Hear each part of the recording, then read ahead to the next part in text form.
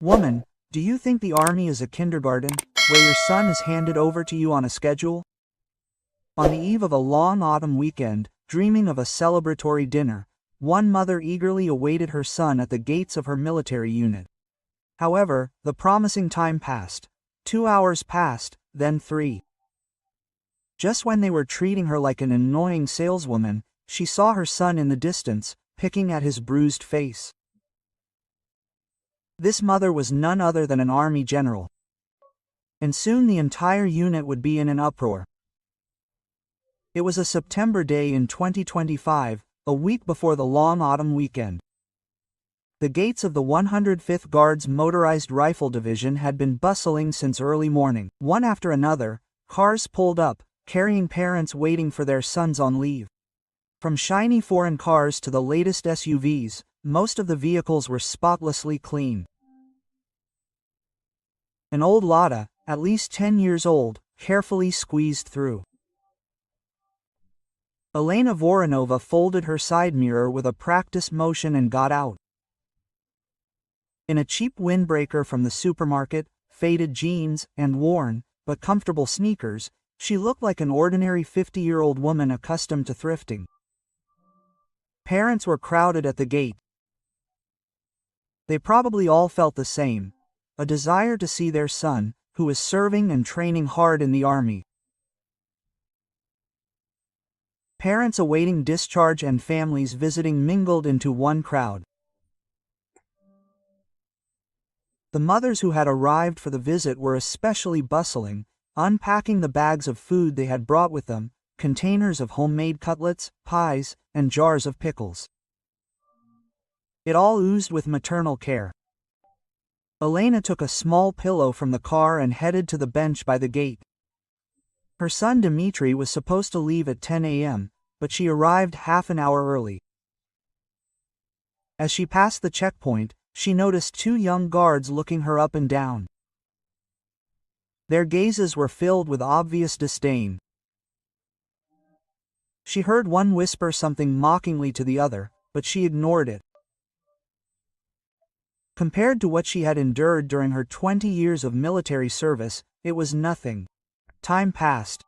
At 10 a.m., the gates opened, and the soldiers began to leave, one after another. The parents' faces lit up with smiles. One mother burst into tears upon seeing her son, while another father merely patted his shoulder in silence. But Dmitri was still missing. In fact, Elena had deceived her son. She had said she would wait at home, but decided to surprise him and come herself. How could Dima be surprised? His eyes would probably widen when he saw that his mother had come to pick him up herself. The thought alone made Elena smile. 10:30 had passed. Sitting on the bench, Elena began to worry a little. Perhaps she had mixed up the date or something had happened at the unit. She took out her phone and checked Dimitri's last message. It clearly stated 10 a.m. 11 a.m. The square in front of the gates was empty. Most of the parents had already left with their children. Only Elena remained. She approached the checkpoint and cautiously asked, "Excuse me, Private, Dmitri Voronov hasn't left the 2nd Battalion yet." The guard, glancing at her, replied irritably, "The army isn't like a taxi, where soldiers are brought to you at a certain time. When it's needed, he'll leave." Wait, quote. Despite the cold tone, Elena thought it was possible and returned to the bench. 11 a.m. had passed. The families who had arrived for the visit filed into the visitors' room, and the square in front of the gates emptied completely. But Dmitri still hadn't appeared. Something had definitely happened. Her maternal instinct told her so. The guards changed at noon. The new guards, inspecting the parking lot, noticed Elena's old car. "Hey, what's this wreck? It's been parked here since early morning. Probably that woman's." One of the guards approached Elena. "Woman, aren't you going to put away your bucket of bolts? This is the officer's parking lot." Quote. Elena stood up, surprised. "Oh, excuse me, I'm expecting my son." Another guard chuckled. "No respect at all. That's why she drives such a trough at her age." Quote. This disdainful look and tone shocked Elena. How could anyone say such things? Are all the young people like this? But she didn't show any outward signs of her feelings and just bowed her head. I'll move it now. As she drove her old Lada across the road and returned, a black BMW pulled up at the gate. A middle-aged man stepped out, and the guards immediately stood at attention and saluted. Quote, "Good health, comrade captain." The company commander glanced around and noticed Elena sitting on a bench. Who was that? Some vendor. Why was the guard post in such disarray? The guard quickly replied, "He says he's been waiting for his son since morning. There have been a lot of strange characters hanging around the unit lately. Keep a closer eye on him. If he doesn't leave, you'll escort him out by force." Hearing the commander's words, Elena felt her insides boil. It was no wonder children behaved this way, if they had such mentors. But right now, Dmitri was in charge. At 2 p.m., the anxiety became unbearable. Elena approached the guard post again. This time she spoke almost pleadingly. "Please, find out what happened. It's been more than 4 hours. Maybe something is wrong with him. Please." Fear overcame her anger. What if something happened to Dima? This anxiety was reflected in her voice, but the guard's reaction was even more rude. He waved his hand and yelled, "What are you bothering me about, woman? How many times do I have to tell you?" They said to wait, then wait. "Come near us again, we'll throw you out of here." Elena retreated. Her fists clenched. 20 years of service flashed before her eyes. The humiliation she'd endured as a young lieutenant, the contempt of senior officers who believed a woman couldn't command. She'd overcome it all and worked her way up to 4 stars on her shoulder straps. But now she was just a mother waiting for her son. And it wasn't time yet, she had to be patient. And at that moment, at 2 p.m., she saw someone walking outside the gate.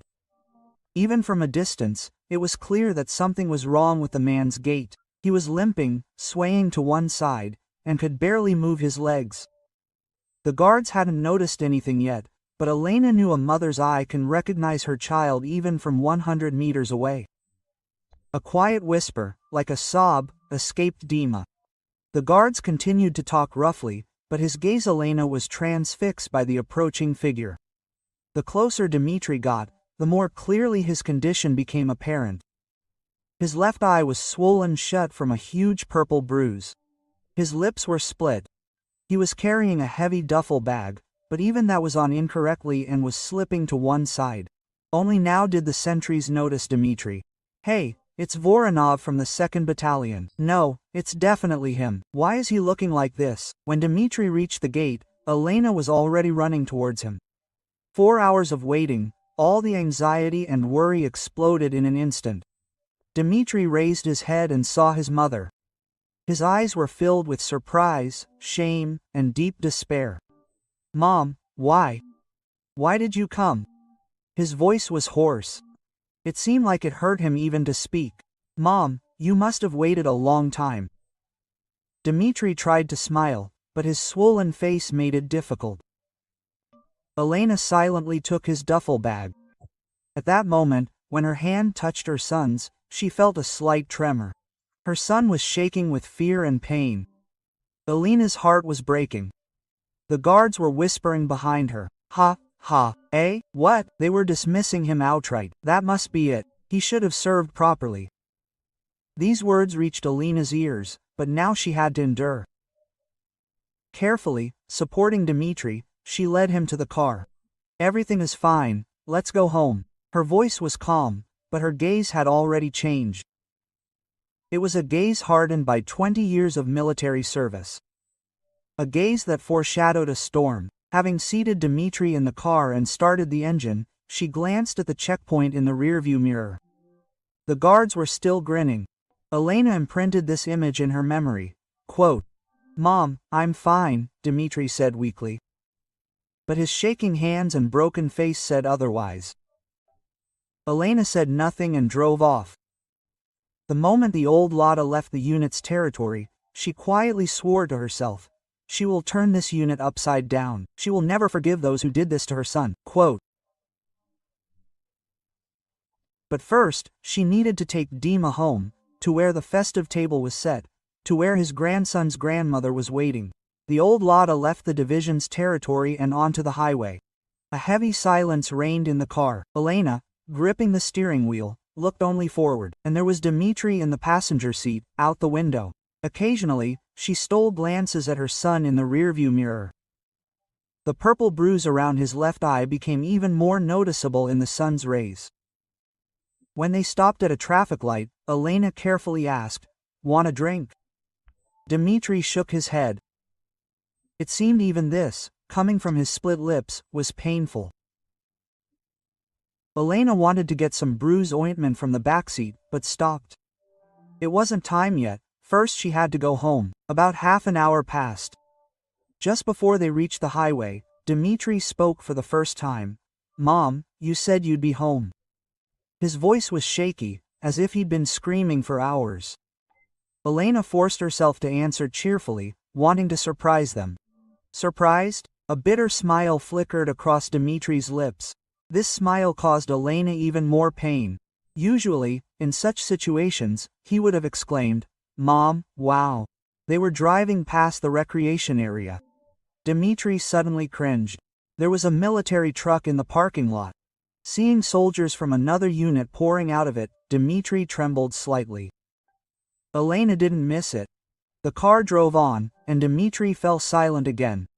But Elena knew how much was hidden behind that silence. As they got closer to home, Dmitri's expression brightened a little. A familiar neighborhood, a supermarket where he had gone since childhood, a playground where he played with friends. But this joy was short-lived.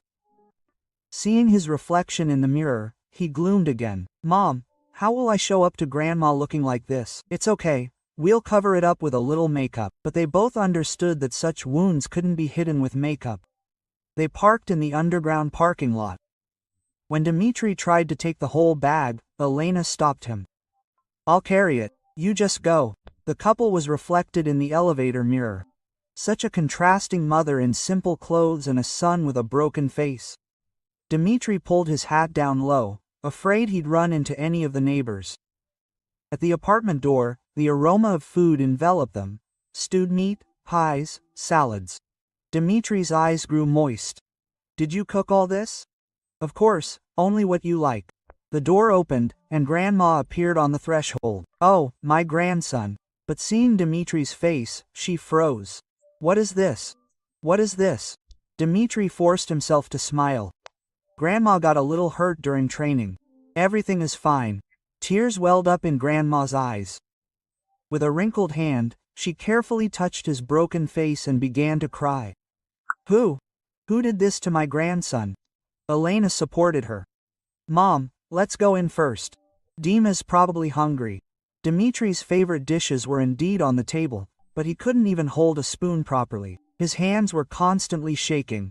Because of his broken lips, he winced every time he tried to chew. Grandma, wiping away tears, said, "Eat slowly, try the broth first." As soon as Dmitri took a sip, tears began to stream down his cheeks. Homemade food, Mom's cooking, Grandma's care. He missed it all so much. When Dmitri went to take a shower, Grandma asked Elena, "What the hell is going on?" "Something happened in the army." Elena clenched her fists, but her voice was calm. "I'll deal with it, Mom." When Dmitri got out of the shower, Elena could finally make out the state of his body. There were several huge bruises on his back, and a distinct boot mark near his ribs. Elena's gaze turned icy. It was a murderous look, which she had never allowed herself in her entire 20-plus years of service. That evening, Dmitri did not leave his room. Elena carefully opened the door. He sat huddled on the bed, staring at his phone. A chat with the soldiers was open on the screen. "Dima, are you alive? Did you go to the hospital? These bastards have completely lost their minds. Brother, don't come back, I beg you." Elena sat down next to him. Dmitri put the phone down and looked at his mother. And for the first time, truly for the first time, he began to speak. "Out, Mom, I can't go back there." His voice was thick with fear, the despair of hers. "Every day is hell there. I'm afraid to wake up in the morning. Afraid to think what they'll do today, What they'll make me do. Tears streamed down Dimitri's eyes. The old people say I'm a mama's boy, that I don't know the bitter taste of life and should learn it in the army. Elena took his hand. It was icy. Before the discharge, they lined us up. They said they had prepared a gift for those going home. Dimitri fell silent, unable to continue. Elena hugged her son tightly. Dimitri began to sob on her shoulder. Not a trace remained of the 20-year-old boy who proudly joined the army to defend his homeland. His mother held a wounded child in her arms. That night, after Dimitri fell asleep, Elena sat alone in the living room. An old photograph of her as a young woman, newly promoted to lieutenant, lay on a chair. It had been difficult then too. No one took her seriously because she was a woman. But she persevered and reached the very top. Elena picked up her phone. Scrolling through her contacts, she settled on one name. Pyotr Sergeyev, her former subordinate and sergeant major who served in that very same 105th Division. She sent a message. Sergeyevich, it's me. We need to meet tomorrow. A reply came almost immediately. Comrade General, what happened? You'll find out tomorrow. Elena looked out the window. The full autumn moon shone dimly through the clouds. The night was peaceful, but a storm was already raging inside Elena. Tomorrow it all starts. She will find those who did this to her son and make them pay. Elena peered into Dimitri's room again. He was asleep, but his face still expressed suffering. He was tossing and turning in his sleep, Barmacha. No, enough, please. Elena adjusted his Ojala and whispered, Don't worry, Mom will sort everything out. Her voice carried the firmness forged by 20 years of service and the even stronger resolve of a mother protecting her child. After making sure Dimitri was asleep, Elena quietly walked into the living room. After a moment's hesitation, she picked up the phone. At 6 a.m., she called Pyotr Sergeyev. For a military man, this was not early. After 3 rings, someone answered. Pyotr Sergeyev is listening, as I thought, already up. The good sergeant major is already making his rounds at this time. Sergeyevich, it's me. A chair creaked on the other end. He was surprised. Comrade General, at this hour, Elena took a deep breath. It wasn't easy to say the next words. My son serves in your division. Silence fell. Pyotr Sergeyev tried to comprehend the situation. I can't say his name, but he came on leave in a terrible state. Sergeyev's voice deepened. Comrade General, isn't this the 2nd Battalion by any chance? Elena remained silent. That was enough. The sergeant major's voice grew heavy. Major General Orlov, the division commander, they say, is very authoritarian. Your son is there, gather evidence. Hazing. That's it, Comrade General, I can't act directly, but there is a reliable warrant officer in that battalion. I will contact him carefully, but, Comrade General, if you intervene personally, you will be accused of covering for your son. The press will pounce, and it could backfire. Elena's voice was calm but firm. Photos, videos, telegram messages, everything with a clearly visible date and time, and nothing should leak out while we operate quietly within the system. Sergey sighed. I understand. I'll try to conduct an investigation through reliable sources. But, Comrade General, I'm afraid this isn't just hazing. What do you mean? This is the unit that General Orlov personally controls. Perhaps there's something more serious lurking there. Elena's gaze sharpened. She remembered the name Orlov. Meet us tomorrow in a place where no one will see us. Yes, sir. Having finished the conversation, Elena quietly entered Dimitri's room. Her son was still asleep, but he groaned and tossed and turned from time to time. His phone was on the table. Elena hesitated, then took it. She knew the password, the combination he'd used since childhood. Opening Telegram, she saw a multitude of chats. She clicked on a chat called Die Battalion 3 Yard. She began reading the messages. At first, they were ordinary, everyday conversations, but the further she scrolled, the more the content changed. Formation again today. Lol, Voronov got into trouble again. He pretended to be a goody two-shoes, but ended up getting it. Leave early tomorrow morning, they've prepared a gift. Alina's hands began to shake. She guessed what the gift was. She scrolled further. Photos appeared, blurry, but everything was clear. Someone was lying on the floor, while others were laughing. Their faces were hidden, but by his build and shape, she recognized Dmitri. She took screenshot after screenshot, messages with dates and times, photos, links to videos. She forwarded everything that could serve as evidence to her phone. It took more than an hour. The next day, Elena met Pyotr Sergeyev in a quiet cafe on the outskirts of Moscow. The sergeant major was in civilian clothes, and his face was grim. "Comrade General, I made some inquiries last night." Sergeyev pulled out a folder with documents. "I had secretly obtained them. Records from the medical center. Over the past 3 months, 15 men in the 3rd Company of the 2nd Battalion alone had been injured. The documents indicated that these were injuries during training exercises."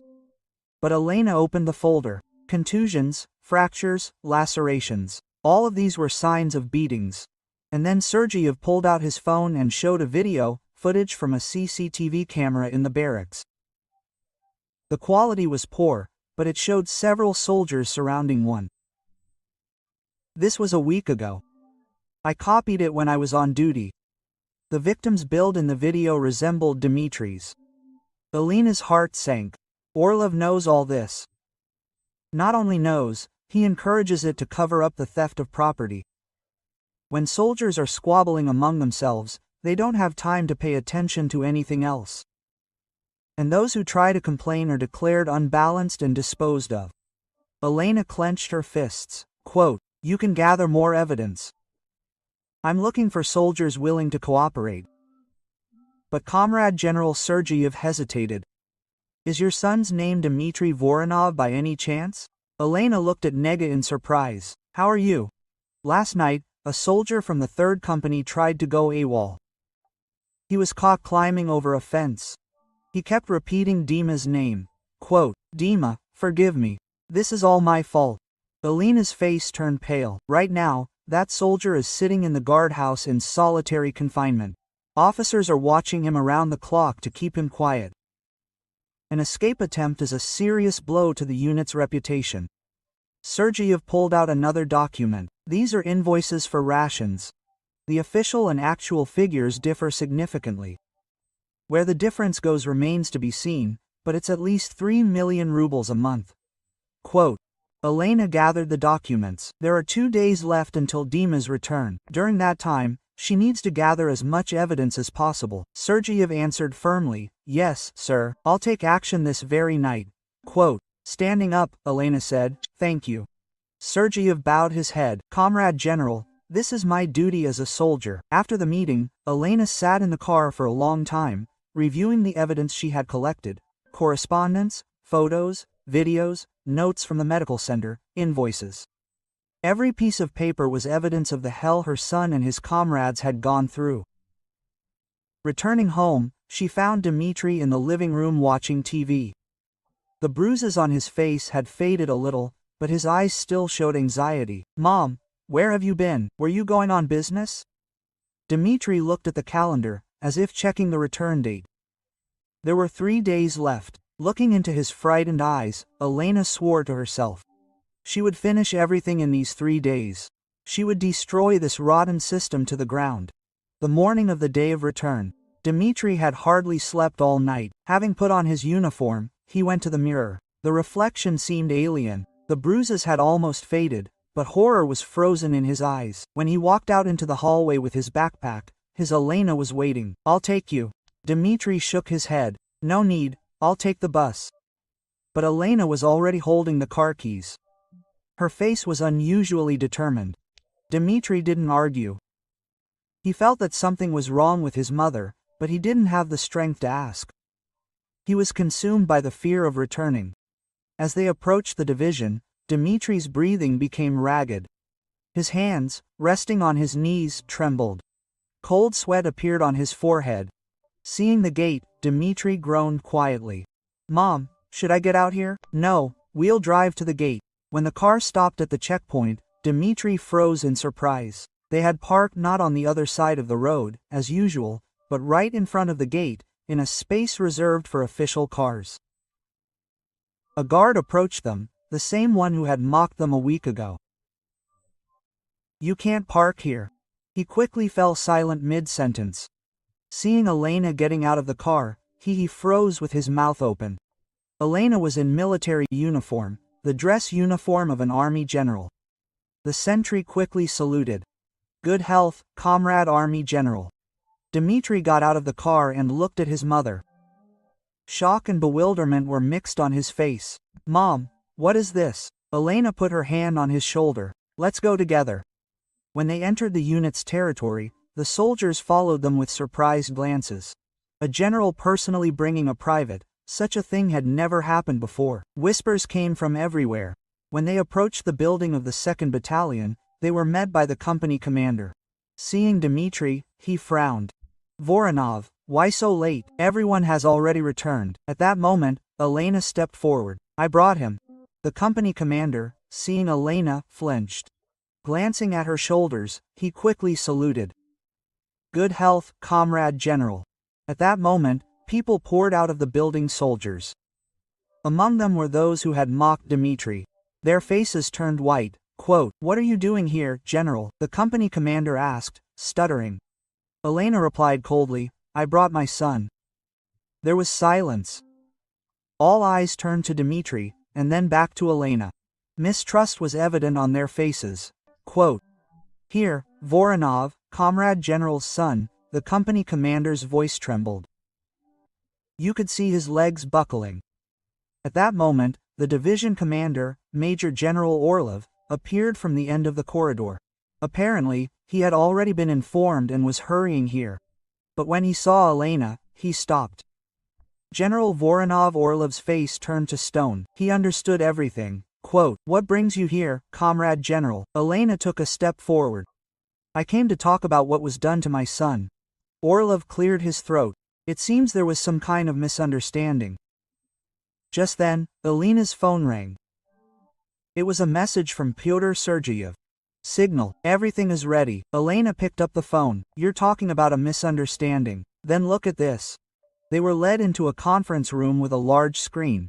The division commander, the company commander, and other officers had gathered. The soldiers watched from the hallway, holding their breath. Elena inserted the flash drive into the projector. The first video began playing. A dark barracks. One soldier lies on the floor, and another, wearing boots, walks across his back. The camera shook, but the faces of the tormentors were clearly visible, and Dmitri was lying on the floor. A hum passed through the room. The company commander's face turned white as a sheet. The second video was a toilet. Dmitri is dunked headfirst into the toilet. The tormentors' laughter came from the speakers. The third was an audio file.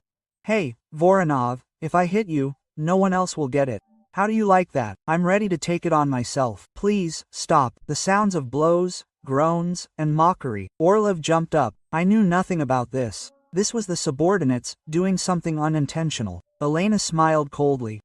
"You didn't know?" She opened another file. This time it was a document. And what was this? Invoices for theft of property. Double-entry bookkeeping appeared on the screen with your personal signature.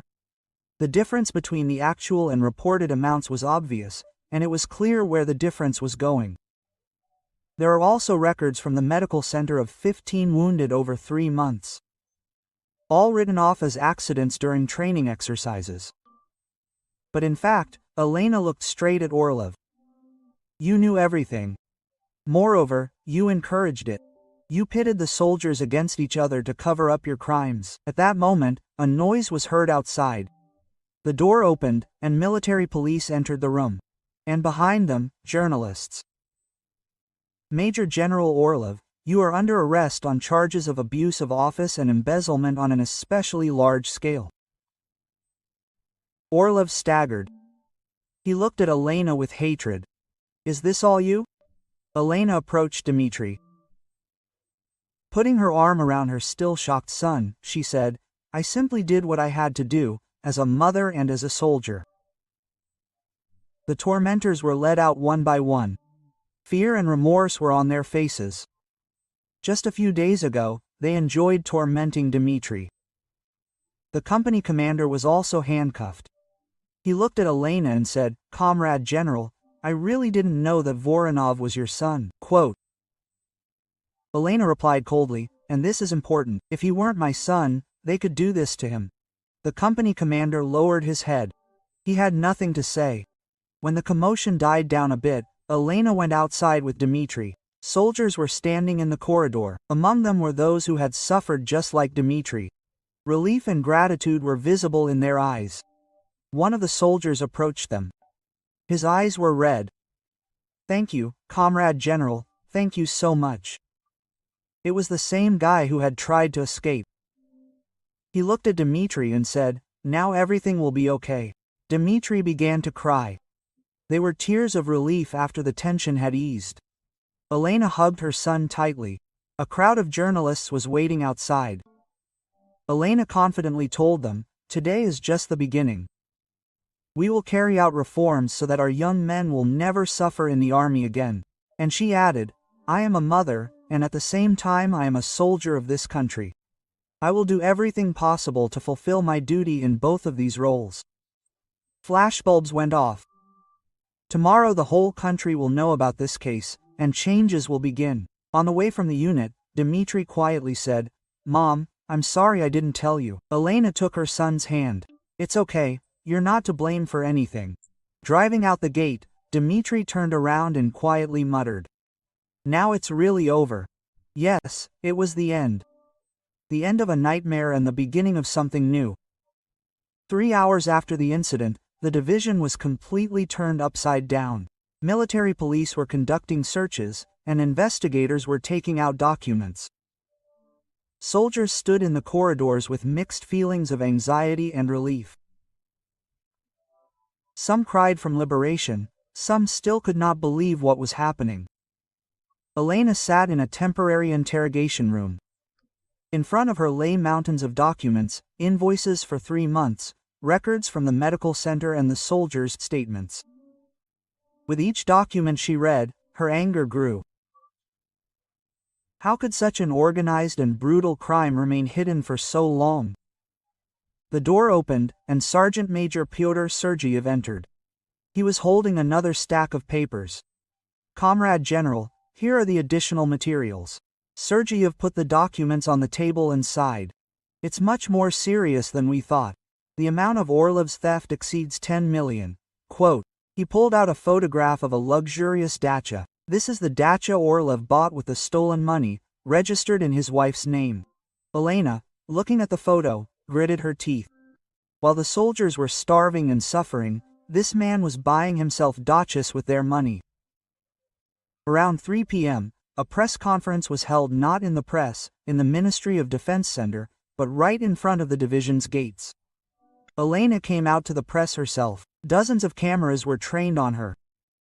What happened today in this division is not just the misdeeds of individuals.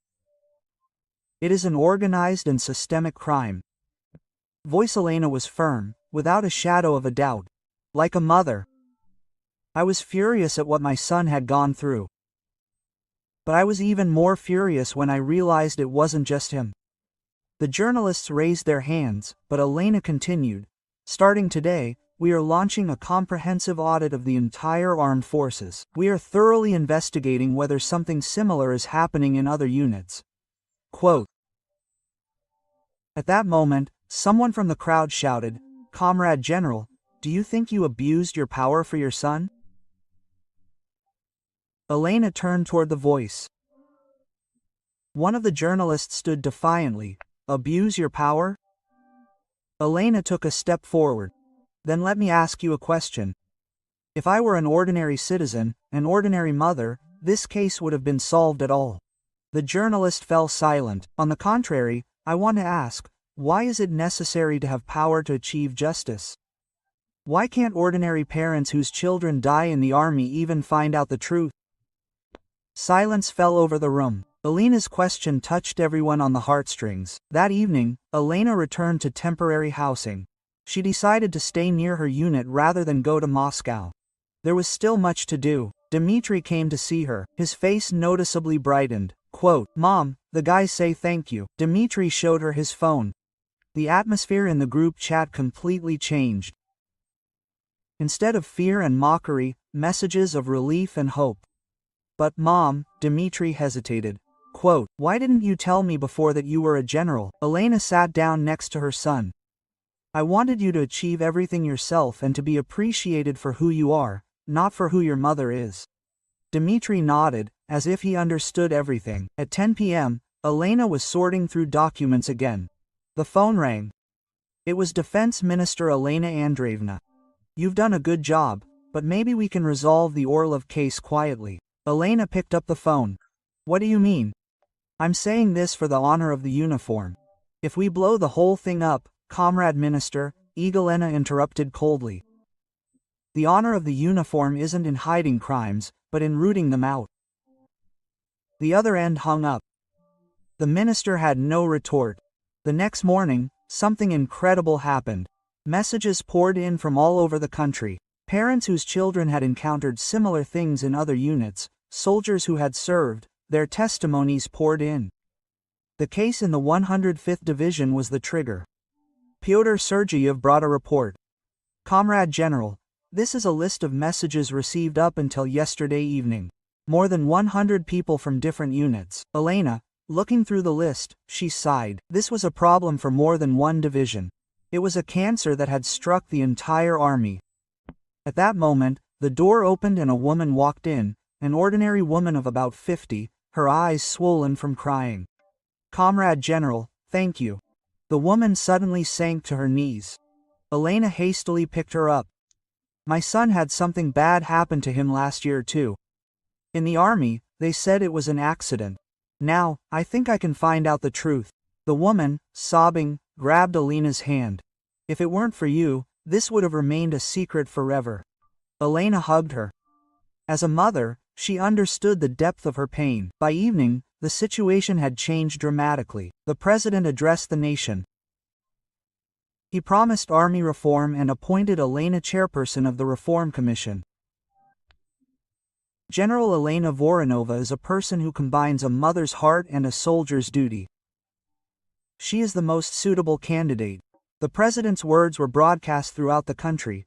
"We will no longer tolerate casualties among our youth." At this time, Orlov was taken into custody. His henchmen, the officers, were also arrested one after another. The guilty soldiers were sent to the guardhouse, and some were prosecuted. In the evening, Elena went with Dmitri to the canteen. She wanted to see how the soldiers ate. Unlike before, the atmosphere was light, laughter was heard.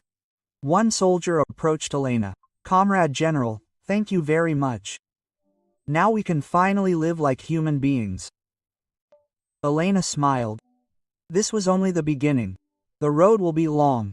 But the first step was taken late at night. Elena looked out the window onto the unit's territory. In the darkness, the silhouettes of the sentries were visible. These boys were also someone's sons, someone's dear family. "I will protect the sons of all mothers," Elena swore silently. This was not just revenge, it was a reform, a revolution, and above all, a mother's promise. Past 2 weeks later, the 105th Division had completely changed. The soldiers no longer walked the corridors with their heads hunched. The new division commander personally walked the barracks every morning, and the officers began to listen to the soldiers. But Elena was not here. She was in a separate building of the Ministry of Defense, in the office of the Commission on Army Reform. On the wall hung a huge map of Russia, dotted with red flags, problematic units. At first there were 23 of them, now 47. Pyotr Sergeyev entered with a new report. These were the testimonies of soldiers who had served. "Comrade General, similar cases were confirmed in the 3 Army Corps." Elena, taking the report, sighed. There was no end to this. You dig up one thing, you find 2. You investigate 2, 3 emerge. How long all this had been hidden? That day, high-ranking officials of the Ministry of Defense gathered in the Kremlin. A meeting on army reform chaired by the president. Elena was present as the head of the commission. Across from them sat conservative generals. Their faces expressed displeasure. The Deputy Minister of Defense, Comrade General, spoke first. "We recognize the need for reform, but too drastic changes could lead to side effects." Elena calmly replied, "Comrade Deputy Minister, over the past 2 weeks, we have received 247 requests. Most of them concern events that occurred many years ago. Quote, these are not drastic changes, these are belated changes." A retired general intervened in the conversation, "But the line between maintaining discipline and hazing is very thin, isn't it? If you relax too much," Elena's gaze became sharp. "You confuse discipline with violence. Beating and humiliating soldiers, that, in your opinion, is discipline." Silence reigned in the hall. No one dared to answer. The president took the floor. "General Voronova is right. We live in the 21st century. The old methods no longer work." He nodded to Elena, signaling for her to continue. Elena laid out the documents. These were statistics collected after the incidents of the 105th and the division. The number of complaints about hazing has tripled, but that doesn't mean there is more of it. It means that people were finally able to speak up. How many children have suffered in silence all this time? Elena's voice wavered, but not from weakness, but from anger and determination. "We must change the system. A system where a complaint is followed by revenge. A culture where anyone who raises a problem is branded as unbalanced. A hierarchy where a senior officer can humiliate a junior officer with impunity." The meeting lasted 4 hours. The outcome was clear.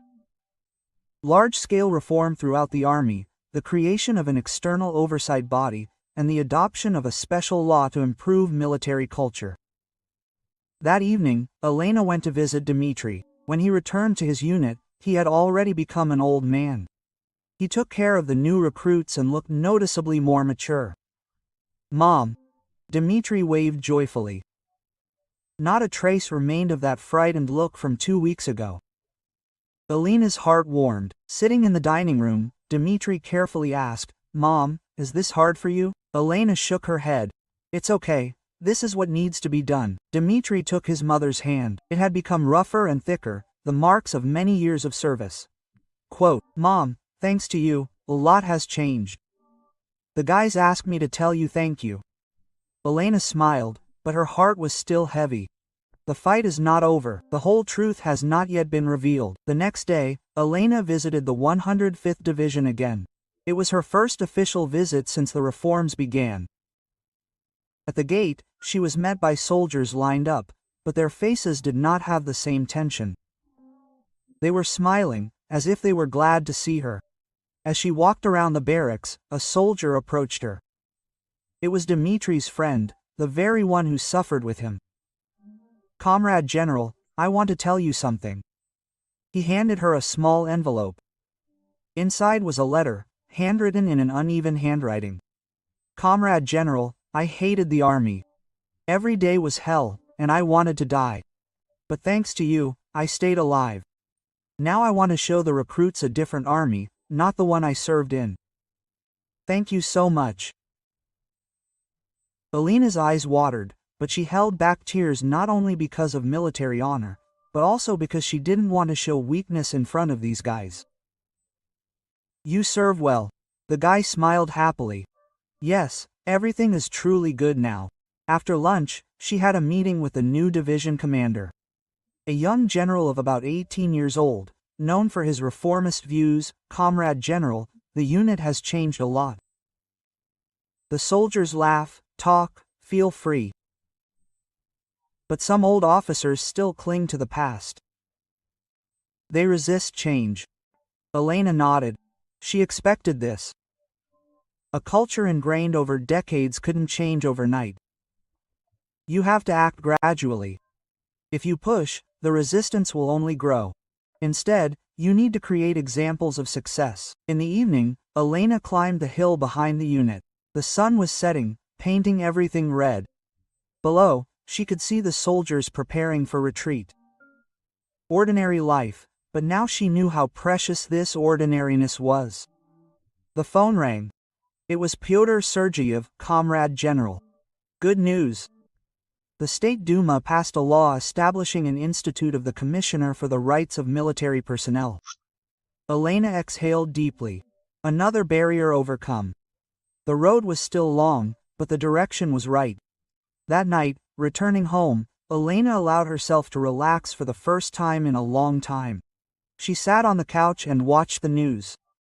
They talked about the changes after the incident in the 105th Division, the installation of anonymous complaint boxes across the country, the involvement of civilian psychologists. And most importantly, the soldiers could now speak without fear. Dmitri called and said he was coming on leave for the weekend. "Mom, can I come with my friends this time?" Elena, smiling, answered, "Of course, I'll cook something delicious." After finishing the conversation, she looked into the foxhole. A bright moon was shining, as full as that autumn evening. But this time her soul was calm. She no longer had to fear for her son. The following Monday, Elena spent a press conference at the Ministry of Defense. A report on the results of the first month of reforms. "We've changed a lot over the past month, but this is only the beginning." Elena's voice was firm. Real change isn't about numbers. It's about respect for every soldier. That's what real change is. During the Q&A, one journalist asked, "Comrade General, you started with a personal file, but now it's become an army-wide matter. Isn't that hard for you?" Elena thought for a moment and replied, "At first, I wanted to protect my son, but now I want to protect the sons of all mothers. I consider this my mission." Flashbulbs burst. Tomorrow, these words would spread across the country and lead to even greater changes. A few weeks later, Elena was invited to an award ceremony at Dmitri's unit for the best units in improving military culture. Their division had won first place. The new division commander, taking the stage, said, "This award belongs to the soldiers of our unit. Let's give them a round of applause. After all, they themselves created these changes." Applause broke out. The soldiers' faces lit up with pride. Elena applauded too. Her heart felt warm. After the ceremony, Dmitri approached her. He was now a sergeant, noticeably older. "Mom, I'm being demobilized next month." Elena patted him on the shoulder. "You worked hard." Dmitri hugged his mother tightly. In that embrace, Elena felt that her son was okay. He was no longer afraid. On the day of demobilization, Elena arrived in civilian clothes. Today, she wanted to be not a general, but simply a mother. There were many other parents at the gate, all with happy faces. Dmitri gave a final military salute and left. He was a young man who had taken off his military uniform. Elena ran up and hugged her son. For the first time in a long time, she couldn't hold back her tears. "Mom."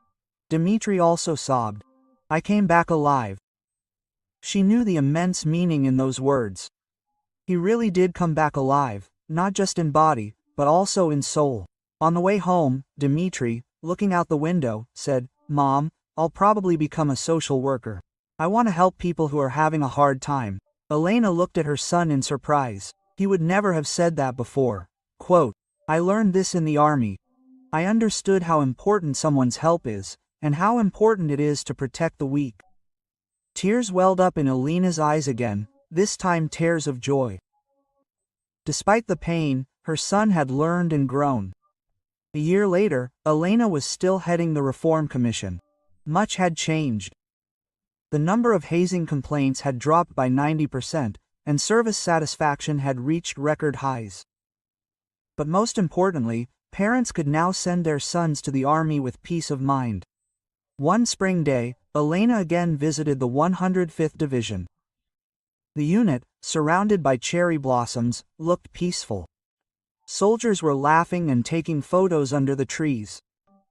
In the barracks, she noticed a framed photo on the wall. A photo taken a year ago, the day the reforms began. It featured her and Dmitri. At the bottom was the caption, "Change begins with one brave person." Elena smiled as she looked at the photo. Yes, this was the beginning, and this journey continues. That evening, She again climbed the hill behind the unit, the same place as a year ago. But the landscape was completely different. The wind carried the laughter of soldiers, the sounds of peaceful, ordinary life. The phone rang. It was Dmitri. Quote, "Mom, I passed the exam to become a social worker." Elena laughed joyfully. "Congratulations, son." After finishing the call, she looked at the sky. Sunset, a beautiful evening. It all began with the love of one mother. And this love saved many sons. Elena knew that true strength does not lie in power or rank, but in the desire to protect someone. And so a new morning arrived. Not a morning of fear, but a morning of hope. And this morning was created by one woman who did not give up,